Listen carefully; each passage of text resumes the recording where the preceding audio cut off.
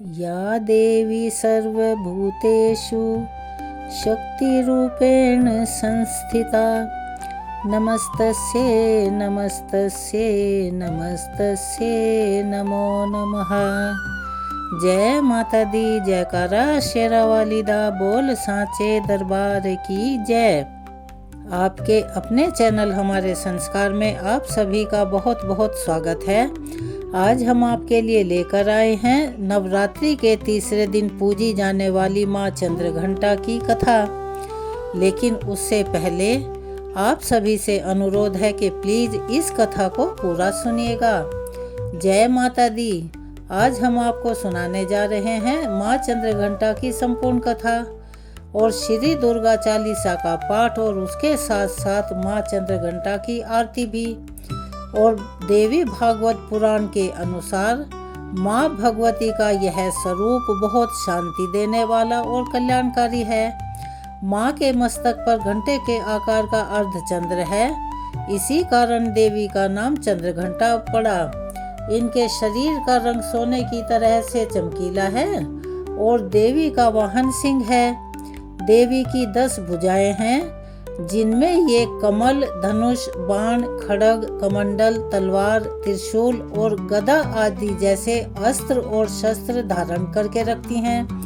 माँ चंद्रघंटा के कंठ में सफेद फूलों की माला है और उनके सिर पर रत्नों से जड़ा हुआ मुकुट शोभायमान है। माँ चंद्रघंटा हमेशा युद्ध की मुद्रा में विराजमान रहती हैं। ऐसा माना जाता है कि देवी के इस रूप की पूजा करने से भक्तों को न केवल अलौकिक शांति प्राप्त होती है बल्कि इस लोक में यानी मृत्यु लोक में और परलोक में भी परम कल्याण की प्राप्ति होती है। पौराणिक कथा के अनुसार जब देवी पार्वती ने कठोर तपस्या करके भगवान शिव को पति के रूप में प्राप्त किया, तब उनका विवाह एक सामान्य गृहस्थ की तरह नहीं बल्कि एक योगी और महादेव के अनुरूप होना निश्चित हुआ। भगवान शिव जब बारात लेकर कैलाश से निकले तब उनका रूप अत्यंत भयंकर था। वे गले में सर्पों को धारण किए हुए, शरीर पर भस्म रमाए हुए रुद्र रूप में थे। शिव के गण भी अघोरी, भूत प्रेत और पिशाचों के रूप में उनके साथ साथ चल रहे थे, यानी जो शिव की बारात थी उसमें भूत प्रेत चल रहे थे। राजा हिमालय और देवी पार्वती की माता मैना ने जब यह भयानक रूप देखा तो वे डर गई। तब माता पार्वती ने अपने दिव्य शक्ति रूप को प्रकट किया। उन्होंने अपने मस्तक पर अर्धचंद्र धारण कर लिया और 10 भुजाओं में शस्त्र धारण किए और सिंह पर सवार होकर अपने दिव्य सौम्य तथा रौद्र रूप का संतुलन साध लिया। उनके मस्तक पर घंटे के आकार का आधा चांद उनकी दैवीय शक्ति का प्रतीक बन गया। माँ चंद्रघंटा ने अपने इस स्वरूप से भगवान शिव को शांत किया और उनकी बारात को सौम्य रूप प्रदान किया, जिससे विवाह का माहौल भक्तिमय और मंगलमय बन गया। इस प्रकार माँ चंद्रघंटा का अवतरण हुआ, जिनकी पूजा से सभी भय और नकारात्मक शक्तियाँ स्वतः ही समाप्त हो जाती हैं। प्राचीन काल में चंपावती नगर के राजा चंद्रकेतु अपने न्यायप्रिय शासन के लिए दूर दूर तक प्रसिद्ध थे। लेकिन एक बार उन्होंने अज्ञानता में एक तपस्वी ऋषि का अपमान कर दिया और उन ऋषि ने क्रोधित होकर राजा को श्राप दे दिया कि हे राजन, जैसे तुमने मेरा अपमान किया है वैसे ही तुम्हारा राज्य अराजकता और भय से भर जाएगा। राजा ने क्षमा याचना की। तब ऋषि ने कहा कि केवल माँ चंद्रघंटा की कृपा से ही यह श्राप शांत और समाप्त होगा। अब ऋषि के श्राप के प्रभाव से चंपावती नगरी में असुरों और दुष्ट शक्तियों का प्रभाव बढ़ गया। प्रजा भयभीत थी, व्यापार ठप हो गए और अन्न जल का संकट भी आ गया। चारों ओर हाहाकार त्राहिमाम मच गया। राजा चंद्रकेतु स्वयं भी मानसिक कष्ट और भयंकर दुस्वप्नों से घिर गए। राजा ने पुनः उस ऋषि की शरण ली जिन्होंने उन्हें यह माँ चंद्रघंटा की आराधना का उपाय बताया था। उन्होंने कहा, राजन, नवरात्रि के तीसरे दिन माँ चंद्रघंटा की साधना करो। उनके घंटे की दिव्य ध्वनि तुम्हारे राज्य के समस्त संकटों को नष्ट कर देगी। राजा ने अपने मंत्रियों और पुरोहितों के साथ माँ चंद्रघंटा की कठोर तपस्या शुरू की। नवरात्रि के तीसरे दिन जब माँ की स्तुति की गई तब आकाश में दिव्य प्रकाश प्रकट हुआ। माँ चंद्रघंटा स्वर्णिम आभा के साथ सिंह पर विराजमान होकर प्रकट हो गई। उनके घंटे की ध्वनि से समस्त नकारात्मक शक्तियां स्वतः ही नष्ट होने लगी। माँ चंद्रघंटा के प्राकट्य से चंपावती नगर में फैली हुई अराजकता, नकारात्मकता समाप्त होने लगी। उनके घंटे की आवाज से सभी दुष्ट असुर भयभीत होकर इधर उधर भागने लगे। माँ ने अपने त्रिशूल से समस्त दैत्यों का संहार कर दिया और नगर में पुनः सुख शांति स्थापित हो गई। राजा चंद्रकेतु ने माँ को कृतज्ञ होकर प्रणाम किया। माँ चंद्रघंटा ने उन्हें आशीर्वाद दिया कि जो भी सच्चे हृदय से मेरी आराधना, पूजा, अर्चन करेगा उसका जीवन निर्भयता, शांति और समृद्धि से परिपूर्ण होगा। माँ का यह वचन सुनकर राजा ने संकल्प लिया कि नवरात्रि के तीसरे दिन नगर में माँ की विशेष पूजा की व्यवस्था की जाएगी। राजा ने माँ चंद्रघंटा की भव्य प्रतिमा स्थापित कर प्रतिवर्ष नवरात्रि में उनकी पूजा का विधि विधान आरंभ कर दिया। धीरे धीरे माँ की महिमा चारों ओर फैल गई। जो भी भक्त सच्चे मन से उनकी उपासना करता उसके जीवन के सभी डर, संकट और कष्ट अपने आप ही समाप्त हो जाते थे। इस प्रकार यदि कोई माँ चंद्रघंटा की सच्चे मन से पूजा करे और अगर मनुष्य अहंकार और अज्ञानता में गलतियां कर भी दे तो भक्ति और समर्पण से और माँ की आराधना से, माँ की कृपा से उसे सुधारा जा सकता है। माँ चंद्रघंटा की आराधना से इस प्रकार सभी प्रकार की नकारात्मक शक्तियाँ दूर होती हैं और भक्तों को उनकी कृपा प्राप्त होती है। प्राचीन काल में महिषासुर नामक एक अत्यंत शक्तिशाली दैत्य था। उसने घोर तपस्या करके ब्रह्मा जी से अमरत्व का वरदान पा लिया था। ब्रह्मा जी ने कहा कि अमरत्व संभव नहीं है, लेकिन वह किसी भी देवता या पुरुष के हाथों नहीं मारा जाएगा। यह वरदान दिया। महिषासुर ने इसे अपनी अजेयता का संकेत समझकर त्रिलोक में यहाँ वहाँ आतंक मचाना शुरू कर दिया। उसने इंद्रलोक पर आक्रमण किया, देवताओं को पराजित किया और स्वयं वह स्वर्ग का स्वामी बनकर बैठ गया। भयभीत देवता भगवान विष्णु और शिव जी के पास जा पहुँचे और महिषासुर के विनाश का उपाय पूछा। तब सभी देवताओं की ऊर्जा से एक अद्भुत शक्ति प्रकट हुई। यह शक्ति देवी दुर्गा का तेजस्वी स्वरूप थी। लेकिन जब उन्होंने देखा कि महिषासुर छल और क्रूरता से आक्रमण कर रहा है तब वे एक और रौद्र रूप में प्रकट हुई जिनका नाम था माँ चंद्रघंटा। तब उनके मस्तक पर अर्धचंद्र था जो घंटे के समान प्रतीत होता था। उनका दिव्य रूप अत्यंत तेजस्वी था और उनकी 10 भुजाओं में अस्त्र शस्त्र अपनी एक भयानक चमक के साथ चमक रहे थे। वे सिंह पर सवार होकर रणभूमि में गर्जना कर रही थी। माँ चंद्रघंटा ने महिषासुर को युद्ध के लिए ललकारा। जैसे ही उनके घंटे की ध्वनि रणभूमि में गूंजी, महिषासुर की सेना में हाहाकार और भगदड़ मच गई। माँ ने अपने त्रिशूल से कई असुरों का संहार कर दिया। उनके घंटे की ध्वनि से असुर डरकर इधर उधर भागने लगे। महिषासुर ने भी कई बार अपने कई रूप बदले, कभी सिंह, कभी हाथी तो कभी भयंकर राक्षस के रूप में। लेकिन माँ हर बार उस पर हमला करती रही, प्रहार करती रही और अंत में जब महिषासुर ने एक भयंकर भैंसे का रूप धारण कर माँ पर आक्रमण किया तो उन्होंने अपनी तलवार से उसका सिर धड़ से अलग कर दिया। इस प्रकार माँ चंद्रघंटा के पराक्रम से महिषासुर का अंत हुआ और देवताओं को पुनः स्वर्ग का अधिकार प्राप्त हुआ। यहाँ पर यह कथा समाप्त होती है। चलिए सभी मेरे साथ मिलकर बोलिए माँ चंद्रघंटा की जय। अब हम आपको सुनाने जा रहे हैं श्री दुर्गा सप्तशती का 4था अध्याय। ओम नमः चंडिकाय नमः। ऋषि कहते हैं अत्यंत पराक्रमी दुरात्मा महिषासुर तथा उसकी दैत्य सेना के देवी के हाथों मारे जाने पर इंद्र आदि देवता प्रणाम के लिए अपने गर्दन और कंधे झुकाकर उन भगवती दुर्गा का उत्तम वचनों के द्वारा स्तवन करने लगे, यानी स्तुति करने लगे। उस समय उनके सुंदर अंगों में अत्यंत हर्ष के कारण रोमांच भर गया।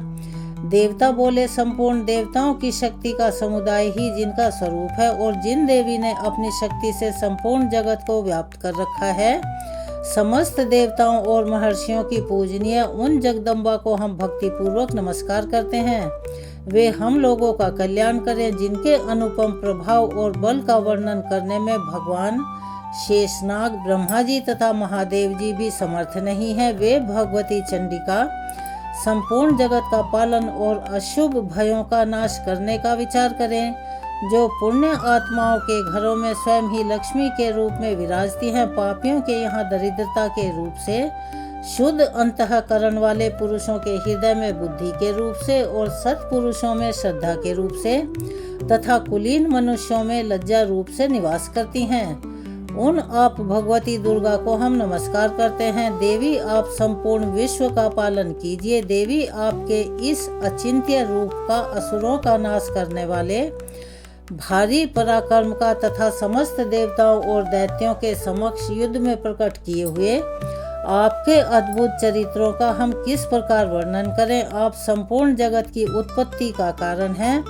आप में सत्वगुण, रजोगुण और तमोगुण, यह तीनों गुण मौजूद हैं, तो भी दोषों के साथ आपका संसर्ग नहीं जान पड़ता। भगवान विष्णु और महादेव जी आदि देवता भी आपका पार नहीं पा सकते। आप ही सबका आश्रय हैं। यह समस्त जगत आपका अंशभूत है, क्योंकि आप सबकी आदिभूत अव्याकृता परा प्रकृति हैं। देवी, संपूर्ण यज्ञों में जिसके उच्चारण से सब देवता तृप्ति लाभ करते हैं, वह स्वाहा आप ही हैं। इसके अतिरिक्त आप पितरों की भी तृप्ति का कारण हैं, अतः सब लोग आपको स्वधा भी कहते हैं। देवी, जो मोक्ष की प्राप्ति का साधन है, अचिंत्य महाव्रत स्वरूपा है। समस्त दोषों से रहित जितेंद्रिय, तत्व को ही सार वस्तु मानने वाले और मोक्ष की अभिलाषा रखने वाले मुनिजन जिसका अभ्यास करते हैं, वह भगवती पराविद्या आप ही हैं। आप शब्द स्वरूप हैं। अत्यंत निर्मल ऋग्वेद, यजुर्वेद और उद्गीत के मनोहर पदों के पाठ से युक्त सामवेद का आधार भी आप ही हैं। आप देवी त्रयी अर्थात तीनों वेद और भगवती अर्थात 6 ऐश्वर्यों से युक्त हैं। इस विश्व की उत्पत्ति और पालन के लिए आप ही वार्ता अर्थात खेती और आजीविका के रूप में प्रकट हुई हैं। आप संपूर्ण जगत की घोर पीड़ा का नाश करने वाली हैं। देवी, जिससे समस्त शास्त्रों के सार का ज्ञान होता है, वह मेधा शक्ति आप ही हैं। दुर्गम भवसागर से पार उतारने वाली नौका रूपी दुर्गा देवी आप ही हैं। आपकी कहीं भी आसक्ति नहीं है। कैटभ के शत्रु भगवान विष्णु के वक्ष स्थल में एकमात्र निवास करने वाली भगवती लक्ष्मी और भगवान चंद्रशेखर यानी शिव द्वारा सम्मानित गौरी देवी भी आप ही हैं। आपका मुख मंद मुस्कान से सुशोभित निर्मल पूर्ण चंद्रमा के बिंब का यानी उसके परछाई का अनुकरण करने वाला और उत्तम स्वर्ण की मनोहर कांति से कमनीय है। तो भी उसे देखकर महिषासुर को क्रोध हुआ और सहसा उसने उस पर प्रहार कर दिया। यह बड़े आश्चर्य की बात है। देवी, वही मुख जब क्रोध से युक्त होने पर उदय काल के चंद्रमा की भांति लाल और तनी हुई भवों के कारण विकराल हो उठा, तब उसे देखकर जो महिषासुर के प्राण तुरंत नहीं निकल गए, यह उससे भी बढ़कर आश्चर्य की बात है, क्योंकि क्रोध से भरे हुए यमराज को देखकर भला कौन जीवित रह सकता है। हे देवी, आप प्रसन्न हो। परमात्म स्वरूपा आपके प्रसन्न होने पर जगत का अभ्युदय होता है और क्रोध से भर जाने पर आप तत्काल ही कितने कुलों का सर्वनाश कर डालती हैं। यह बात अभी अनुभव में आई है, यानी हमने जानी है, क्योंकि महिषासुर की यह विशाल सेना क्षण भर में आपके क्रोध से, कोप से नष्ट हो गई है। सदा अभ्युदय प्रदान करने वाली आप जिन पर प्रसन्न रहती हैं, वे ही देश में सम्मानित हैं। उन्हीं को धन और यश और समृद्धि की प्राप्ति होती है। उन्हीं का धर्म कभी शिथिल नहीं होता, यानी कि जीर्ण शीर्ण नहीं पड़ता, और वे ही अपने हष्टपुष्ट स्त्री पुत्र और भृत्यों के साथ धन्य माने जाते हैं। देवी, आपकी ही कृपा से पुण्यात्मा पुरुष प्रतिदिन अत्यंत श्रद्धा पूर्वक सदा सब प्रकार के धर्म के अनुकूल कर्म करता है और उसके प्रभाव से स्वर्ग लोक में जाता है। इसीलिए आप तीनों लोकों में निश्चय ही मनोवांछित फल देने वाली हैं। हे माँ दुर्गे, आप स्मरण करने पर सब प्राणियों का भय हर लेती हैं और स्वस्थ पुरुषों द्वारा चिंतन करने पर उन्हें परम कल्याणमयी बुद्धि प्रदान करती हैं। दुख, दरिद्रता और भय हरने वाली देवी आपके सिवा दूसरी कौन है, जिसका चित्त सबका उपकार करने के लिए सदा दया से भरा रहता है। देवी, इन्हें राक्षसों के मारने से संसार को सुख मिले और यह राक्षस चिर काल तक नरक में रहने के लिए भले ही पाप करते रहे हों, इस समय संग्राम में मृत्यु को प्राप्त होकर स्वर्ग लोक में ही जाएं। निश्चय ही यह सोचकर आप शत्रुओं का वध करती हैं। आप शत्रुओं पर शस्त्रों का प्रहार क्यों करती हैं? समस्त असुरों को दृष्टिपात मात्र से ही भस्म क्यों नहीं कर देती? इसमें भी एक रहस्य है कि शत्रु भी हमारे शस्त्रों से पवित्र होकर उत्तम लोकों में जाएं। इस प्रकार उनके प्रति भी आपका विचार अत्यंत उत्तम बना रहता है। खड्ग के तेज पुंज की भयंकर दीप्ति से और आपके त्रिशूल के अग्रभाग से घनीभूत प्रभा से चौंधियाकर जो असुरों की आंखें फूट नहीं जाती, उसमें कारण यही था कि वे मनोहर रश्मियों से युक्त चंद्रमा के समान आनंद प्रदान करने वाले आपके इस सुंदर मुख का दर्शन करते थे। देवी, आपका शील दुराचारियों के बुरे बर्ताव को दूर करने वाला है। साथ ही यह रूप ऐसा है जो कभी चिंतन में भी नहीं आ सकता और जिसकी कभी दूसरों से तुलना नहीं हो सकती, तथा आपका बल और पराक्रम तो उन दैत्यों का भी नाश करने वाला है जो कभी देवताओं के पराक्रम को भी नष्ट कर चुके थे। इस प्रकार आपने शत्रुओं पर भी अपनी दया ही प्रकट की है। हे वरदायिनी देवी, आपके इस पराक्रम की किसके साथ तुलना हो सकती है? और शत्रुओं को भय देने वाला और अत्यंत मनोहर ऐसा रूप भी आपके सिवाय और भला कहाँ है? हृदय में कृपा और युद्ध में निष्ठुरता, यह दोनों बातें तीनों लोकों के भीतर केवल और केवल आप में ही मौजूद हैं। हे माते, आपने शत्रुओं का नाश करके इस समस्त त्रिलोकी की रक्षा की है। उन शत्रुओं को भी युद्ध भूमि में मारकर स्वर्ग लोक में पहुंचाया है तथा उन्मत्त दैत्यों से प्राप्त होने वाले हम लोगों के भय को भी दूर कर दिया है। आपको हमारा बारंबार नमस्कार है। हे देवी, आप शूल से हमारी रक्षा करें। हे अंबिके, आप खड्ग से भी हमारी रक्षा करें तथा घंटे की ध्वनि और धनुष की टंकार से भी हम लोगों की रक्षा करें। हे चंडिके, पूर्व, पश्चिम और दक्षिण दिशा में आप हमारी रक्षा करें तथा ईश्वरी अपने त्रिशूल को घुमाकर आप उत्तर दिशा में भी हमारी रक्षा करें। तीनों लोकों में आपके जो परम सुंदर और अत्यंत भयंकर रूप विचरते रहते हैं, उनके द्वारा भी आप हमारी तथा इस भूलोक की रक्षा करें।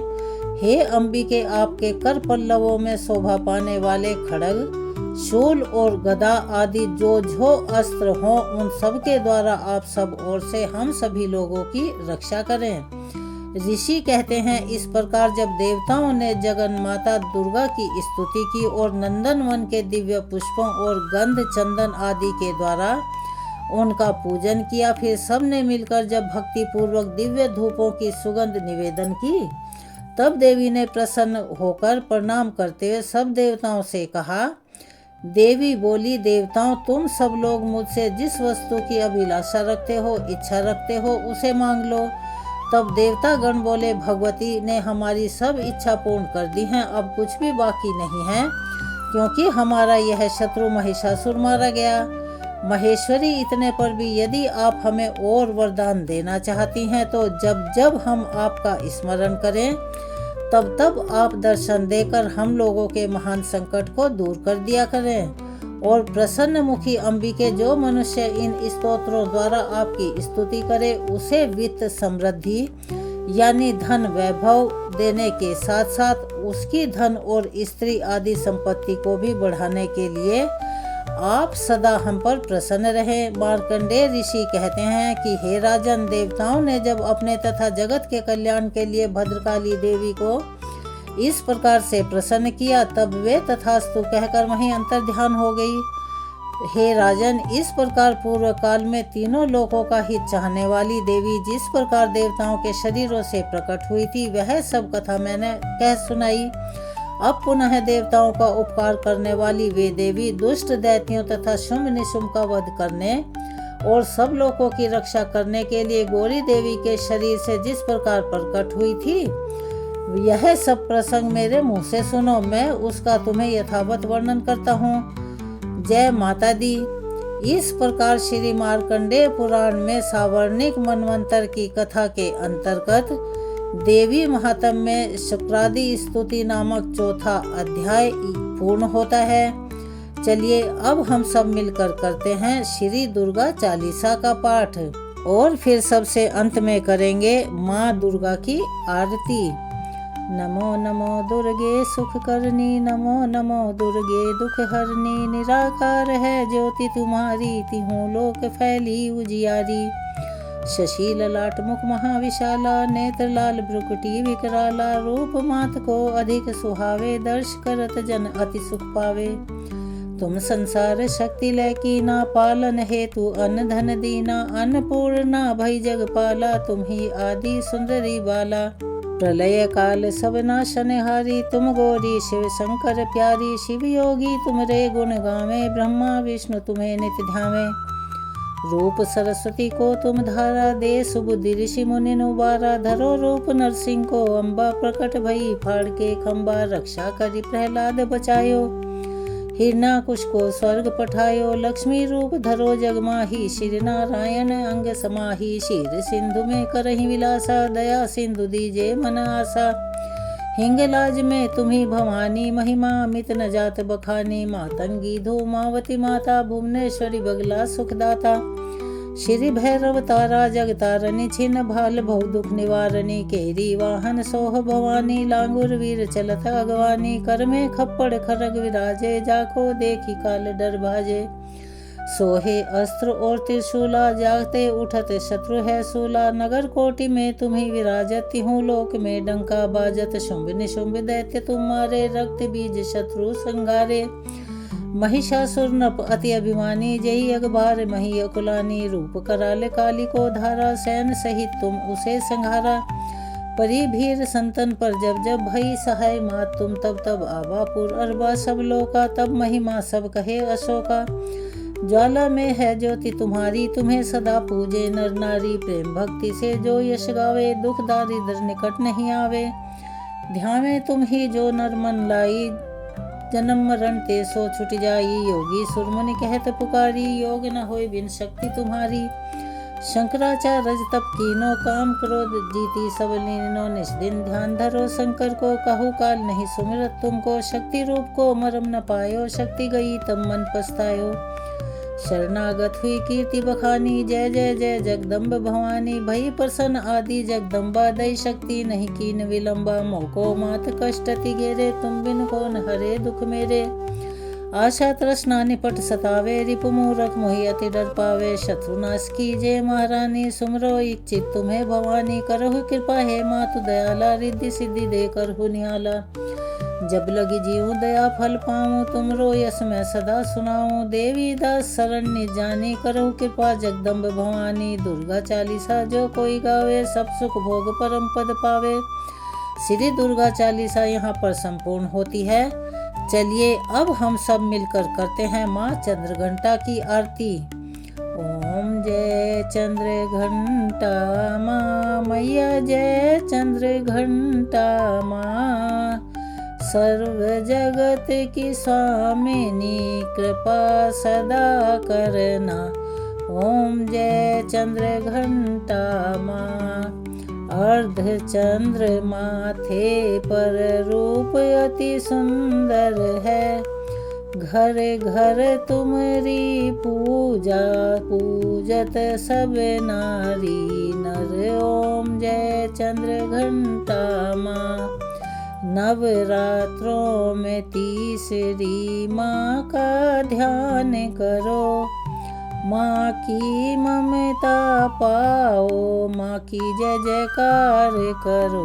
ओम जय चंद्र घंटा माँ, 10 भुजा धारणी मैया, असुरों का नाश करे, मोक्ष भक्तों को दे माँ, विपदा नित मात हरे। ओम जय चंद्र घंटा माँ, खड़ग खपर धारणी, जग जग जननी माँ, दिव्य करे साधक को करती है ये माँ। ओम जय चंद्र घंटा माँ, कल्याणकारी में मैया सब दुखों का नाश करे। मंगल नित हो जो माँ की पूजा करे। ओम जय चंद्र घंटा माँ, अनुपम रूप माँ का धर्म सदा ही बढ़े। कारज सिद्ध करो माता, द्वार तिहारे पड़े। ओम जय चंद्र घंटा माँ, श्रद्धा पुष्प माँ को नित्य अर्पित करो। माँ के ध्यान में रम कर जीवन सफल करो। ओम जय चंद्र घंटा माँ, चंद्र घंटा मैया की आरती नित्य गाओ। इच्छा पूरी होगी माँ की शरण आओ। ओम जय चंद्र घंटा माँ, ओम जय चंद्र घंटा माँ, मैया जय चंद्र घंटा माँ। सर्व जगत की स्वामिनी, सर्व जगत की स्वामिनी, कृपा सदा करना। ओम जय चंद्र घंटा माँ। चलिए यहाँ पर माँ की आरती संपूर्ण होती है। एक बार मेरे साथ प्यार से बोलिए, चंद्र घंटा मैया की जय। जयकारा शेरावाली दा बोल सांचे दरबार की जय। आप सभी से हाथ जोड़कर निवेदन है, अगर आप चैनल पर नए हैं तो प्लीज़ चैनल को सब्सक्राइब करें, वीडियो को लाइक करें, ज़्यादा से ज़्यादा शेयर करें, बेल आइकन को भी अवश्य ही दबाएं। कमेंट्स बॉक्स में जय माता दी, हरे कृष्णा, हर हर महादेव लिखना ना भूलें। अपना प्यार और सहयोग हमें ऐसे ही प्रदान करते रहें, क्योंकि यह हमारे मनोबल को बढ़ाता है और हमारी मदद भी करता है। इसीलिए हम आपसे हमेशा ये गुजारिश करते रहते हैं कि हमारी मदद कीजिए। चलिए मिलते हैं अगली वीडियो में कथा के आगे के वृतांत के साथ और नई जानकारी के साथ। तब तक के लिए जय श्री कृष्णा, हर हर महादेव।